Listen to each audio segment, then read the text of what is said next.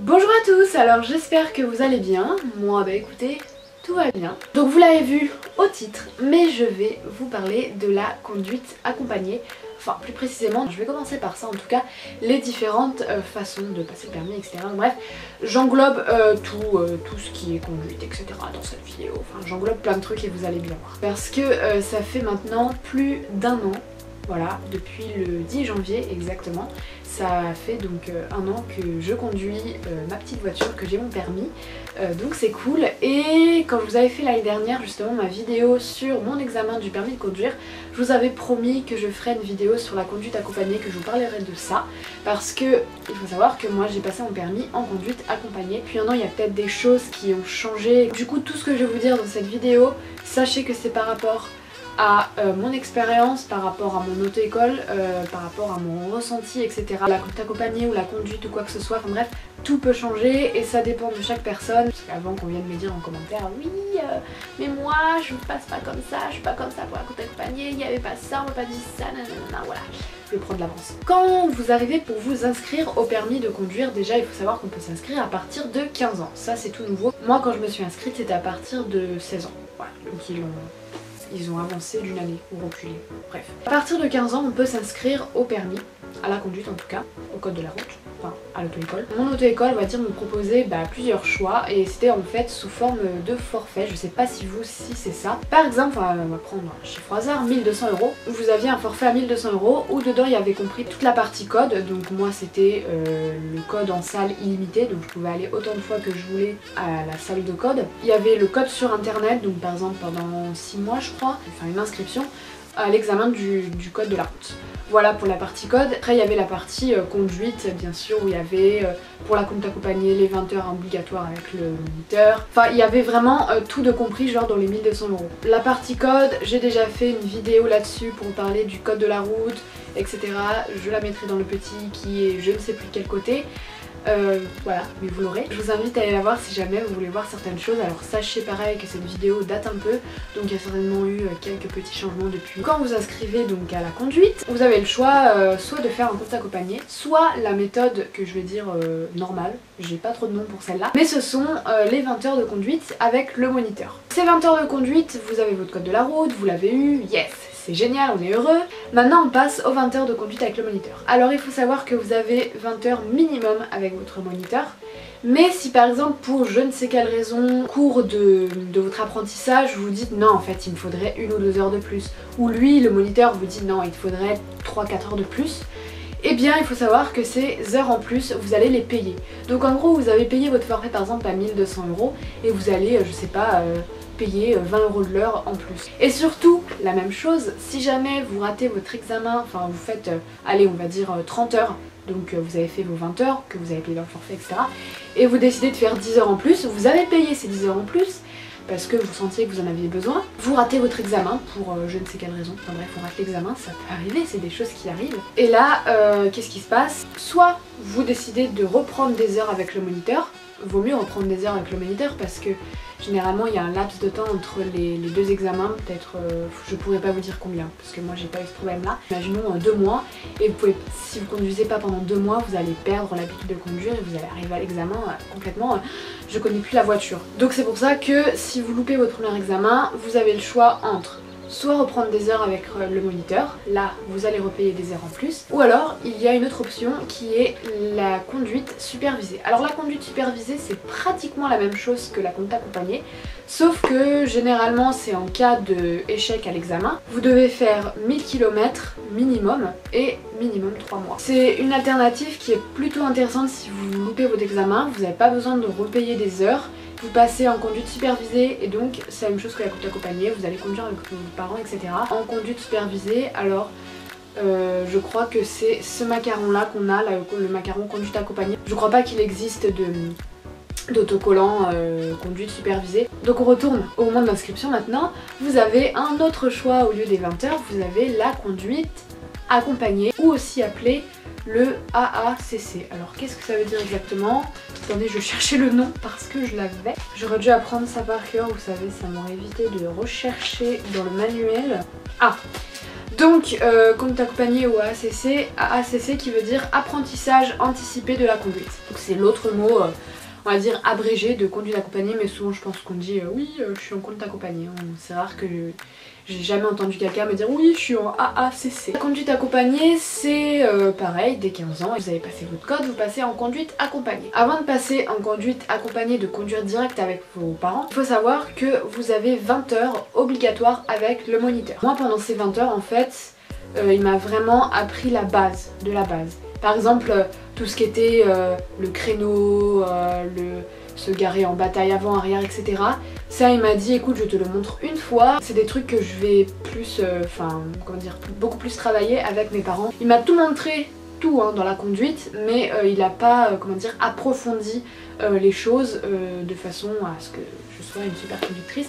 Parce que de toute façon il m'a dit c'est pas au bout des 20 heures que tu passeras l'examen, t'as 1 an pour réviser tout ce que je t'apprends, donc aucun problème. Donc 20 heures obligatoires avec le moniteur, et ensuite pendant ces 20 heures, moi la dernière heure, je ne sais pas si c'est pour tout le monde pareil, mais la dernière heure je l'ai faite avec mes parents qui avaient moi, le moniteur, et mes 2 parents derrière. Donc je peux vous dire que cette dernière heure était assez stressante parce que vous aviez 3 paires d'yeux qui m'observaient. Et en plus je me souviens d'un truc, c'est que au moment de cette dernière heure, ma mère m'avait dit bon bah vu que tu vas passer en accompagné et qu'on part en Normandie, parce que je devais aller partir, c'était au moment des vacances de la Toussaint je crois. On partait dans ma famille en Normandie et ma mère m'avait dit bah écoute c'est parfait, tu fais sa dernière heure juste à ce moment là, au moment des vacances etc, au moment où on part, donc tu vas conduire à l'aller. T'as dit ok, sauf que eh bien, il faut savoir que je n'ai pas conduit à l'aller. On est sorti de la voiture, ma mère m'a dit tu ne conduiras pas à l'aller Marie, c'est hors de question. Puisque j'ai fait que des conneries, voilà. J'étais un petit peu stressée, j'ai fait des trucs du genre calé dans un rond-point. C'était vraiment nul. Et vous savez quand on arrive au rond-point, on doit forcément ralentir, il y a toutes les voitures qui tournent là au rond-point. Et moi bah, j'arrive tout ça et je m'arrête au CD le passage. Et je vois, je me dis cool, hop j'ai un moment pour passer. Donc je commence à faire mon truc, je passe première, je démarre. Mais moi, vu que j'apprends à conduire, bah, je démarrais pas comme une dingue comme je fais maintenant. Enfin je démarre pas comme une dingue, je vous rassure. Mais je veux dire, j'ai pas démarré super vite, j'ai commencé tout doucement et pof, au moment où je rentre dans le rond-point, je cale. Bravo Marie. Après j'ai fait que des petites bêtises comme ça, je me rappelle plus.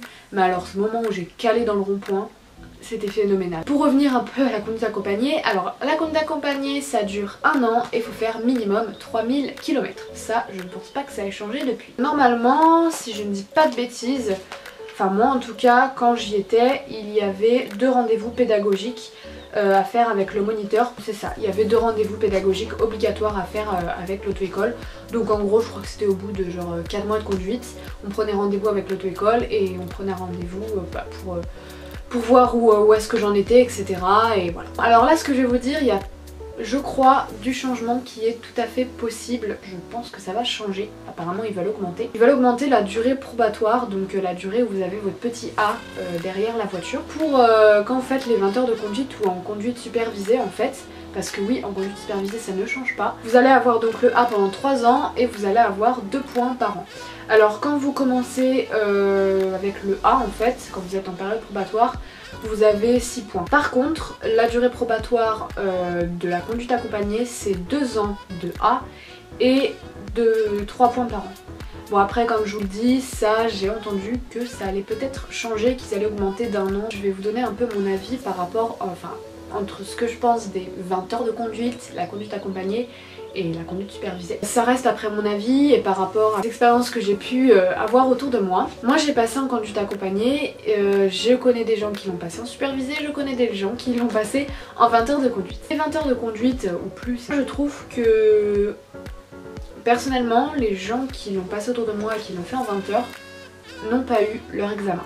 Alors je ne dis pas ne faites pas les 20 heures, faites la conduite accompagnée, nanana. Non, bien sûr que non. Parce je connais aussi des gens qui ont eu leur examen en 20 heures, voilà, c'est tout à fait possible. Tout est possible dans la vie, même en conduite accompagnée ou supervisée, de rater son examen. Ça dépend bien sûr du caractère de chacun, de l'âge que vous avez à ce moment-là, de la maturité, du besoin du permis, ça dépend de plein de choses. Mais généralement, moi, ceux qui l'ont fait, les gens que je connais qui l'ont passé en 20 heures, pas tous, mais beaucoup l'ont raté. Pourquoi? Tout simplement, ça reste mon avis, mais le problème des 20 heures c'est qu'on conduit pas assez. Souvent bah déjà c'est genre par exemple 2 heures par semaine, donc c'est pas assez. Moi je sais que quand j'ai fait les 20 heures obligatoires avec l'auto-école, j'aurais pas eu mon examen au bout des 20 heures. J'étais pas prête du tout. Déjà comme je vous l'ai dit, à la dernière heure avec mes parents j'ai calé dans un rond-point. Donc la preuve que j'étais pas prête. Mais après, les 20 heures c'est aussi bien pour les personnes qui par exemple sont pressées d'avoir leur permis, qui en ont besoin maintenant tout de suite. C'est possible d'avoir son examen comme c'est possible de ne pas l'avoir. Bref, c'est un examen de toute façon. La conduite accompagnée ou même la supervisée, je trouve que c'est une solution qui est bien parce qu'on conduit beaucoup plus, on voit des cas différents. Par exemple, une des grosses différences entre faire avec l'auto-école et la conduite accompagnée ou même la supervisée, c'est que moi en conduite accompagnée j'ai conduit dans plein de cas différents. J'ai conduit sous la pluie, j'ai conduit la nuit, donc j'ai utilisé les phares, etc. J'ai utilisé les essuie-glaces, j'ai conduit quand il faisait chaud, quand il faisait froid, j'ai conduit, je sais pas, genre quand le jour venait de se lever, quand le jour se couche, j'ai conduit, j'ai même conduit en Normandie, j'ai conduit autre part que chez moi, donc du coup on va dire que j'ai pu voir différents cas. Que quand vous faites les 20 heures en fait, vous conduisez déjà pendant les heures d'auto-école, donc à savoir le jour. Vous pouvez utiliser les phares mais genre très rarement parce que je sais pas, sauf quand il pleut ou quand vous conduisez vraiment très tôt ou très tard dans la journée. Moi par exemple qui suis dans une région dans le sud de la France où il fait beaucoup de soleil, si j'avais pas fait la conduite accompagnée en fait j'aurais très peu conduit quand il pleuvait. Voilà. Donc c'est ça en fait qui est intéressant avec la conduite accompagnée, c'est qu'on voit différents cas et du coup je pense que quand on arrive à l'examen on est beaucoup plus préparé à certaines choses. Alors il faut savoir aussi que la conduite accompagnée c'est une méthode qui est assez longue. Longue pourquoi? Parce que moi ça a duré 2 ans entre le temps où j'ai passé mon code de la route, le temps où j'ai fait les 20 heures de conduite, le temps où j'ai passé la conduite accompagnée. Le code de la route, bon après ça dépend si vous êtes très pressé, si vous adorez la conduite, si voilà.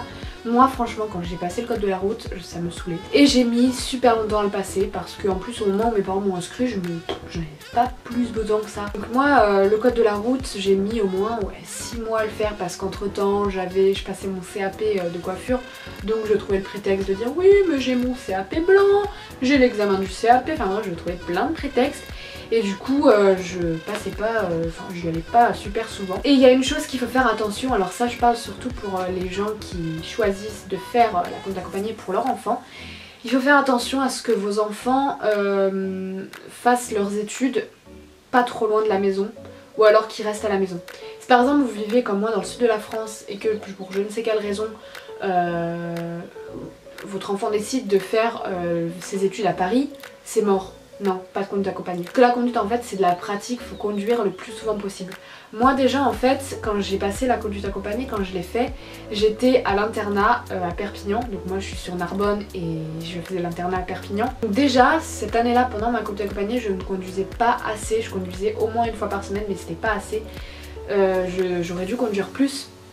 Mais bon c'est comme ça, c'est vraiment une chose à prendre en compte si jamais vous savez que vous allez faire des études je ne sais où et vraiment très loin de chez vous et que vous allez genre aller 1 fois par mois ou pendant les vacances scolaires vous allez venir chez vous, c'est mort, ne faites pas la conduite accompagnée, ne vous lancez pas là-dedans parce que vous n'allez pas conduire assez et voilà, c'est une méthode, il faut avoir fait au moins 3000 km et les 3000 km c'est très long à les atteindre, il faut au moins 1 an sauf si vous voyagez beaucoup etc. Mais il faut au moins, moi j'ai mis 1 an pile poil vraiment à faire les 3000 km. C'est quelque chose qui est à prendre en compte, les études.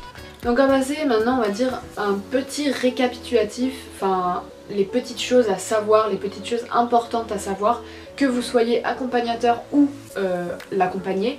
Voilà les petits trucs en plus à savoir, à retenir, les choses importantes que moi je trouve importantes en tout cas au niveau de la conduite accompagnée et de tout ça. Votre auto-école va vous donner, enfin moi en tout cas, elle m'a donné des choses qui sont importantes et des choses à avoir quand vous allez conduire et à chaque fois que vous allez prendre le volant. Le premier c'est ça, c'est ce petit macaron conduite accompagnée.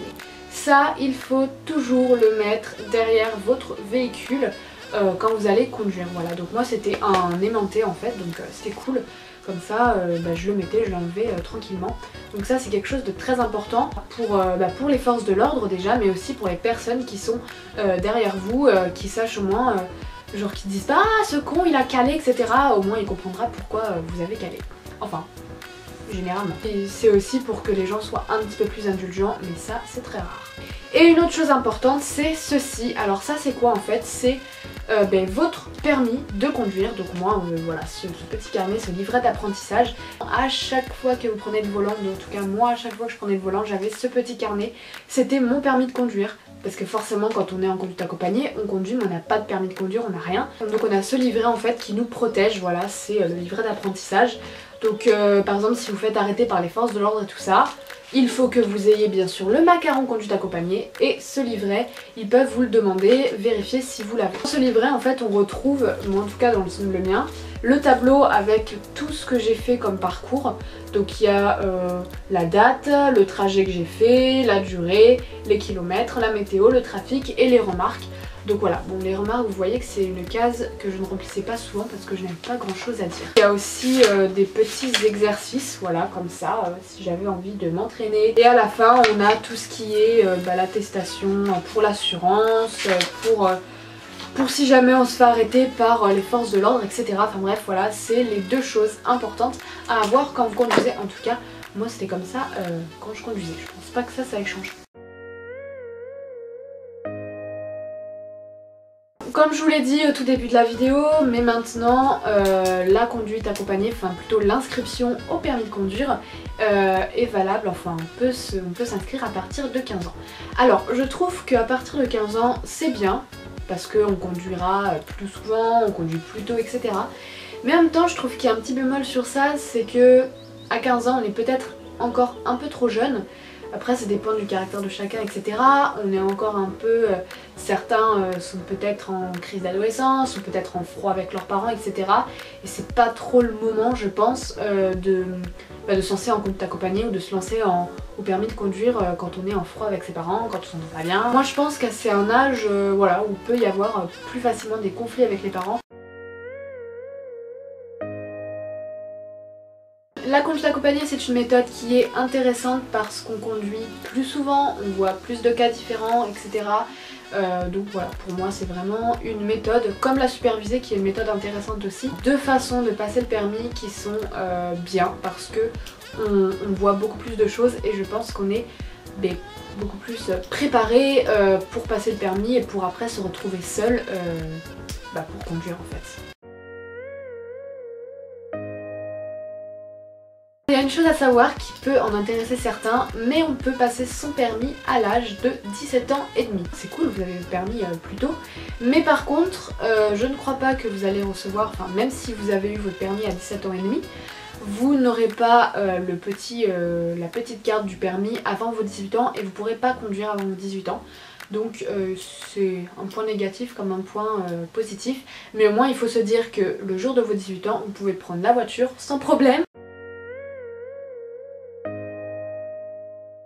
Le point intéressant mais qui je pense risque de changer, c'est la durée de la période probatoire de la conduite accompagnée. En fait les 20 heures comme je vous l'ai dit précédemment, vous avez votre petit A derrière la voiture pendant 3 ans. Vous gagnez 2 points par an. En période probatoire avec la conduite accompagnée, vous avez le A pendant 2 ans, ce qui est mon cas, et vous allez gagner 3 points par an. C'est quelque chose je crois qui va changer, mais je pense qu'il y aura toujours ce 1 an d'écart entre la conduite accompagnée et les 20 heures de conduite.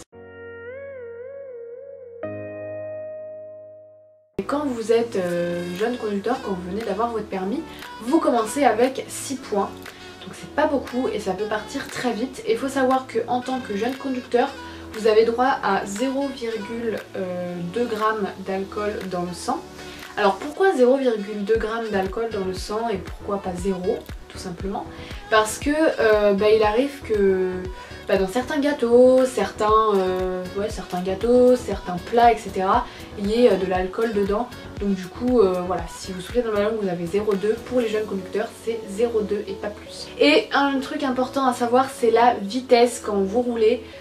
Forcément, bon ça après je crois que ça va changer même pour les conducteurs confirmés, mais nous en tant que jeunes conducteurs, sur l'autoroute déjà on est limité à 110 km/h et sur les routes normales, j'ai perdu le nom, les nationales je crois que ça s'appelle, je sais plus le nom exact, mais on doit rouler à 80 km/h au lieu de 90.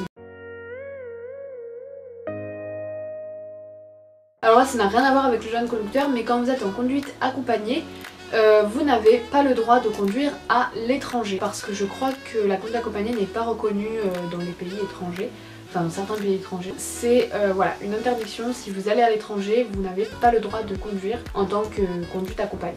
Bon, par contre en France vous avez le droit partout. Même si vous êtes en conduite accompagnée, vous êtes sur la route comme tout le monde, vous pouvez vous aussi vous faire arrêter par la police. Moi ça m'est arrivé. Il faut savoir que quand vous faites arrêter par la police, pour n'importe quel, pour un contrôle ou quoi que ce soit, ou même pour une infraction, même si c'est la personne qui fait la conduite accompagnée qui se fait arrêter pour par exemple parce qu'il a grillé un feu rouge, il ne recevra aucune amende ni de baisse de points etc, ni de PV, rien. C'est la personne qui est à côté, l'accompagnateur, qui lui va recevoir l'amende, va recevoir le retrait de points. C'est pour ça que l'accompagnateur doit toujours, même s'il conduit pas etc, être sobre déjà. Il doit toujours avoir son permis avec lui parce qu'on ne sait jamais, il peut reprendre le volant à tout moment. Il faut bien sûr les papiers du véhicule etc. En fait si vous voulez, ça fonctionne en binôme. Vous en tant que conducteur accompagné, vous devez avoir votre macaron conduite accompagnée, le livret etc. Et la personne à côté lui doit avoir son permis, doit avoir aucun problème au niveau de l'alcoolémie. Si vous faites arrêter par la police ou quoi que ce soit, de toute façon vous devez à tout moment pouvoir, enfin l'accompagnateur doit à tout moment pouvoir reprendre le volant. Parlons un peu de la partie accompagnateur parce que c'est une partie importante bien sûr, parce que voilà, cette vidéo parle pour tout le monde, hein, elle est adressée à tout le monde. En tant qu'accompagnateur, déjà il faut savoir que vous pouvez avoir un ou plusieurs accompagnateurs. Moi par exemple j'avais mes deux parents. Il faut que l'accompagnateur ait son permis B obligatoire depuis au moins 5 ans. Moi par exemple qui ai le permis depuis 1 an, je ne peux pas prendre quelqu'un sous ma responsabilité, je ne peux pas prendre quelqu'un en conduite accompagnée. Il faut également que l'accompagnateur n'ait eu aucune invalidation de permis ni d'annulation les 5 dernières années. Au niveau de l'assurance, alors ça bon, faut se renseigner, ça dépend des assurances, ça dépend de plein de choses. Mais moi, je sais que mes parents ont payé plus cher l'assurance pendant que j'étais en conduite accompagnée. Déjà parce que je crois que quand on prend quelqu'un en conduite accompagnée c'était plus cher, mais aussi parce que mes parents ont pris un tout risque. Comme ça ils avaient aucun problème. Un petit point positif qui peut être intéressant au niveau de toujours l'assurance quand on est jeune conducteur. Alors il faut savoir que quand on est jeune conducteur, l'assurance est souvent plus chère quand vous voulez assurer votre voiture. Mais quand vous êtes jeune conducteur et issu d'une conduite accompagnée, vous pouvez avoir quelques réductions etc. Bon après ça dépend des assurances, ça dépend de plein de choses. Moi en tout cas mon assurance jeune conducteur issu de conduite accompagnée est un peu moins chère que si j'avais fait en 20 heures de conduite. Après renseignez-vous. Et il y a aussi un point pour lequel c'est moins cher, c'est qu'on paye une année de moins en tant que jeune conducteur. Vu que j'ai la durée probatoire qui dure 2 ans au lieu de 3, je paye une année de moins, donc forcément c'est un petit peu moins cher pour ce côté là. Pour ce qui est partie assurance, franchement ça je vous en parle vite fait et voilà, mais renseignez-vous bien sûr parce que ça dépend des assurances, ça dépend de l'ancienneté de vos parents à l'assurance, ça dépend de plein de trucs, donc renseignez-vous par rapport à ça. C'est pas un cas où je suis sûre à 100% de ce que je dis, mais je vous dis quand même parce que ça peut en intéresser certains. J'en parle en dernier, mais c'est un point très important au niveau de la conduite accompagnée, c'est la confiance. La confiance entre l'accompagné mais aussi l'accompagnateur. Parce qu'il faut savoir que si moi en tout cas mes parents c'était leur voiture principale et il fallait qu'ils aient vachement confiance en moi, qu'ils me prêtaient leur voiture quand même, et que je conduisais sur l'autoroute, que je conduisais sur plein d'endroits différents, et voilà, c'est vraiment la confiance. Si vous savez que vous êtes par exemple, comme je disais tout à l'heure, à l'âge de 15 ans on peut facilement, enfin je pense, être en conflit avec ses parents, etc. Si vous le sentez pas, si vos parents le sentent pas, etc.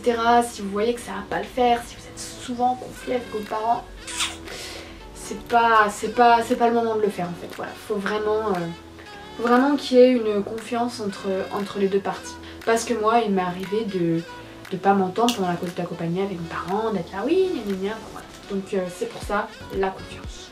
Je pense que je l'ai assez répété, que vous l'avez compris.